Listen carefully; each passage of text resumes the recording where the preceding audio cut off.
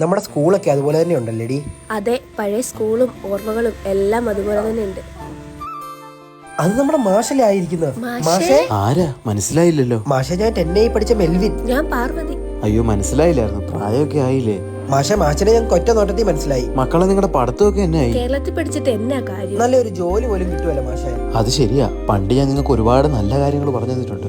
അതുപോലെ ഞാൻ നല്ലൊരു വഴി പറഞ്ഞു തരാം. എന്നാ മാഷെ? നിങ്ങൾ വിദേശത്തേക്ക് പോകും. അതിനൊക്കെ ഒരുപാട് പൈസ ആവുമല്ലേ മാഷെ? അവിടെ ഇതിന് പിന്നെ ജോലി കിട്ടുമെന്നും അറിയില്ല. അതിനല്ലേ സ്കോളർ ജിപ്സി.